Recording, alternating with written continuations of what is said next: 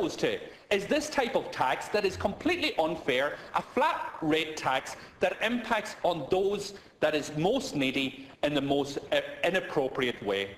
And I genuinely think, Minister, and all the other ministers who aren't in this chamber and all the other government deputies who haven't bothered to turn up to listen to this debate, bar yourself, Minister Cannon, that you should really hang your head in shame.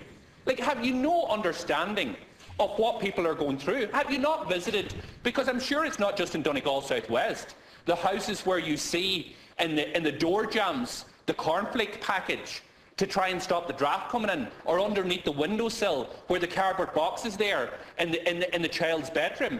And they're there because the previous government cut the supports for these people. The grants are no longer available from the local authority to help them get their windows or doors replaced. And this government continues along the same line. But you're asking those people to pay for something that they simply cannot afford to pay.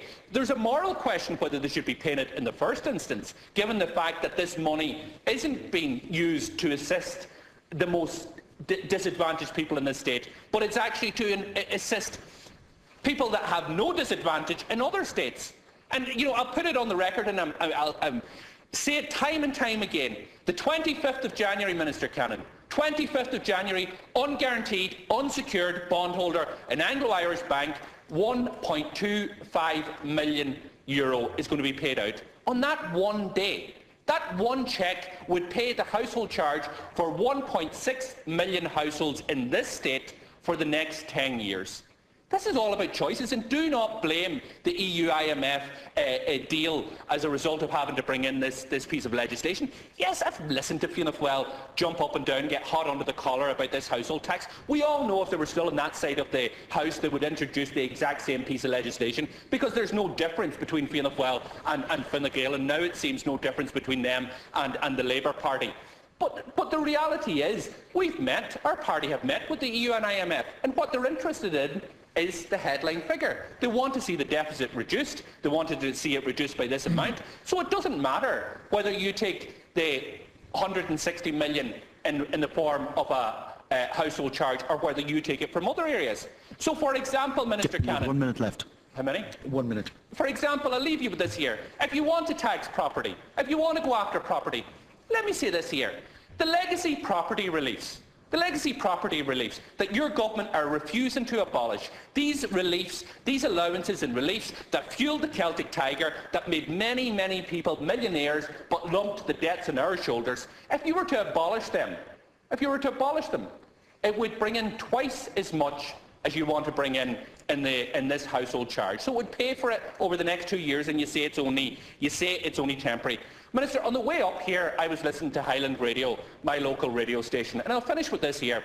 A person came on the radio and people were talking that they're not going to pay this charge. And I applaud anybody who cannot afford to pay this charge not paying it. People should not make a choice over feeding their children, putting clothes on their backs, or fuel in the house, instead of paying this regressive household charge. So they're doing the right thing if they refuse to pay it if they cannot afford.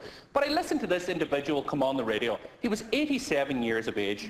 He had an absolutely fantastic voice, and you could hear loads of compassion in his voice. But he was disabled. He was talking, saying that he's in his chair all the time. And he was genuinely worried about this charge. Genuinely worried, and believes he is not in a position to pay it. And the presenter there, Pearse Doherty, is a very compassionate person as well. And he tried to reach out to me and says, well, I'm sure I'm not clear. Your time is up. And I'm finishing this here. I'm not clear, but I'm sure that you'll be exempt. You know, you're on disability allowance. You'll be exempt. You've got carers coming into the house. But the reality is, he's not exempt. That 87-year-old who should not be worrying about this charge, about what you are doing here in this chamber tonight, is worried about that there. The disabled 87-year-old who went through, I don't know what his life was like. Thank you, Deputy. But it's not right that you are putting this burden and this worry on him. And people like him are being levied under this unfair tax, and you have plenty of options, but you are unwilling to take them. So shame on you.